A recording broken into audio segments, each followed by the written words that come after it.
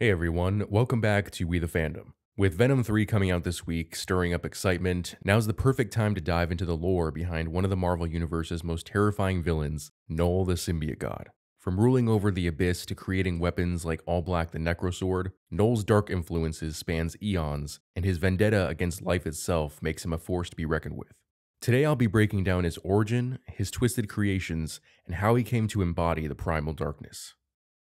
Long before the birth of the cosmos, there existed only darkness, and within it, Knull, a primordial deity who thrived in this endless void. He is the creator and god of the symbiotes, creatures that would come to plague the Marvel Universe in many forms.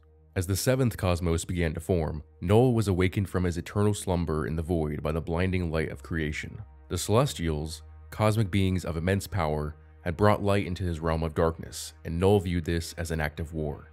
Enraged, Knull retaliated, creating the first weapon to combat the gods, what would later become known as the Necrosword, or All Black. The Celestials banished him from their sight, casting him into the farthest reaches of the universe, which they deemed incomplete. However, Knull's void was far from dead. It was alive, breathing with dark energy, and it was from this very power that he forged his creations. In the severed head of a Celestial, Knull found his furnace, shaping the Necrosword into a weapon of pure darkness, capable of cutting through the light itself. This living sword was the proto-symbiote, Knull's first creation, marking the origin of his connection with the symbiotes. Using the Celestial's remains, Knull became the god of the Forge, shaping his dark symbiote creations and setting them loose upon the cosmos to wage his war against the light. His creations bore scars of their dark origin, forever carrying the imprint of Knull's hatred for the gods who cast him away. As Knull began to establish his reign of darkness, his influence extended across parts of the universe. One of his early confrontations was against none other than the time-traveling Silver Surfer, a cosmic being with extraordinary power. In a fierce battle that unfolded at the dawn of time, Knull declared himself a god, even taunting the Surfer by proclaiming, "You may call me God." However, the Silver Surfer, channeling his immense cosmic power, fought back with the light of creation. Though Knull wielded the Necrosword with devastating force, the Surfer was not easily subdued. Their clash was cosmic in scale, the sound of their swords deafening even to gods. In the end, while Knull's overwhelming darkness seemed unassailable, the Surfer's defiance proved that Knull would not conquer creation without resistance. This battle marked the beginning of Knull's challenges against the forces of light and life, and while he was not defeated here, it became clear that the struggle between darkness and light would be far from over. Wielding the Necrosword, Knull brought chaos to the cosmos, slitting the throats of creation and staining the stars with the blood of the All Black. The sword earned the name Godslayer, and Knull reveled in the destruction. But as I've mentioned before, there was a force that stood in Knull's path, the light. This force wasn't just an element, but sentient, capable of overwhelming darkness. In the early stages of creation, however, the light was still young, weak, and spread too thin to fully resist Knull's darkness. In an attempt to fight back, the light bonded with beings, granting them immense power and making the first warriors to stand against the King in Black. Though Knull initially held the advantage, his weapon All Black was taken from him by a being who would later become infamous in Marvel lore, wielding the sword to slay gods. This moment would mark Knull's first significant defeat and would fuel his hatred for the light, setting the stage for further battles to come. After Knull's initial conflict with the light, he found himself stranded in a pit for eons, surrounded by only darkness and barren lands. Alone and disconnected from the forces that once thrived on destruction, a hunger for power began to rise within him. Knull discovered that by bonding his dark essence to lesser creatures, he could create new forms, vessels that he could control and manipulate. This was the birth of symbiosis, the foundational concept behind the symbiotes that would later spread across the universe. From this revelation, Knull forged a horde of symbiote creatures, becoming the central mind controlling them as a hive. Knull's influence spread across galaxies, enabling him to control entire worlds through his symbiotic legions. His hive mind allowed him to see through the eyes of countless creatures, and through them, he experienced the pain and fear of civilizations as he tore them apart. Knull reveled in this darkness, gathering power until his conquest eventually led him to Earth. Here, Knull's symbiote army encountered ancient humans, marking the beginning of his connection to Earth's history and setting the stage for future battles. This early phase of Knull's reign was defined by his growing strength and his experimentation with the symbiote's powers. What started with simple creatures evolved into complex entities, shaping the eventual history of the symbiotes and planting seeds for what would become the living darkness in the Marvel Universe.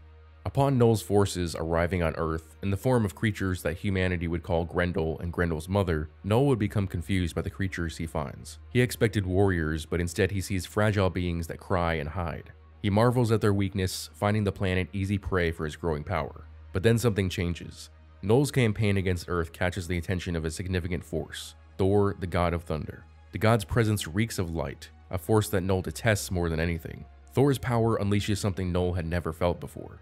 In a titanic clash, Thor delivers a blow that sends a shattering impact through Knull's horde, severing their connection to him and causing him to fall. This first defeat against Thor would be a critical point in Knull's long history of battles, showing that even the Dark God is not invincible. Severed from his children, the symbiotes, and with the galaxy between them, they began to evolve independently. They sought out new hosts, forming parasitic bonds with creatures throughout the universe. This led to the eventual corruption of his creations, as the beings they bonded with, infected with ideas of nobility, honor, and life, began to break free from Knull's control. The light of their hosts polluted the darkness Knull had infused them with, turning them into something else entirely, venomous, rebellious, and uncontrollable. This shift culminated in a massive uprising. Millions of symbiotes rebelled against Knull, eventually trapping him in a cage formed by their own bodies. The symbiotes created what was later known as Klyntar, not a true planet, but a prison designed to contain Knull's influence. This act marked a turning point in Knull's history, as the god of the symbiotes was now imprisoned by his own creations, forced into dormancy within the void. But Knull would eventually return, and his awakening was a dark omen for the Marvel Universe. His awakening was a result of the actions of Carnage, but I won't get into that story here. Freed from his prison, a cage formed by his very children, the symbiotes, he rises once more, ready to continue his cosmic conquest. Despite the mutiny of the symbiotes, Knull's return spells doom for everything that embraces the light. These panels depict the reawakening of Knull's power as he marshals a horde of symbiotes and draconic beings. He is now awake, and with every world he darkens, the universe itself grows dimmer. His ultimate message remains the same. The universe belongs to the darkness, and nothing, not even the brightest stars, can stand in his way. With this, Knull reclaims his title as the King in Black, the destroyer of stars and the god of the symbiotes. I'm going to stop the story portion of the lore here so as not to potentially spoil events for the film, but rest assured I'll be giving comparisons between the film and the source material in my review of Venom 3. But now let's move on to Knull's abilities. Knull is one of the most formidable and ancient entities in the Marvel Universe, wielding an array of abilities that make him a cosmic-level threat. As the god of the symbiotes, his power comes from his divine physiology, which grants him superhuman strength, durability, and near immortality. He can decapitate celestials, overpower beings like the Silver Surfer, and even stand toe-to-toe with Thor. Much of Knull's strength is tied to All-Black the Necrosword, a weapon he forged from the living abyss. This blade can slay gods, and Knull uses it to absorb the souls of his enemies, channeling their power to himself.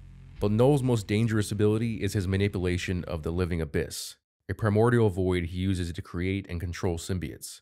He has perfected this over billions of years, developing creatures like the symbiote dragons and creating an entire symbiote hive mind. This ability allows him to remotely control the symbiotes across the galaxy, viewing through their eyes and dominating them psychically.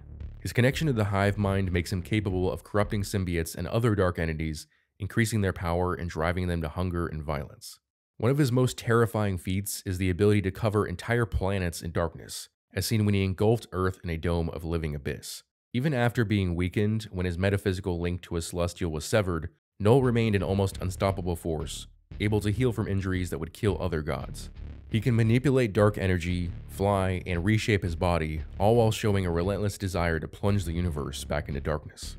Despite his immense power, Knull has some vulnerabilities. He is particularly weak to forces of light, not just literal light, but concepts such as honor, compassion, and benevolence, which disrupt his control over symbiotes and can cause him pain.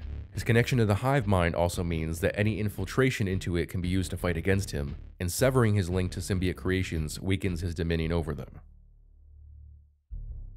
Knull represents a cosmic-scale threat, not only because of his own power, but also due to the vast armies of symbiotes he can control. His goal is the complete destruction of all light and life, making him a direct, existential threat to the Marvel Universe itself.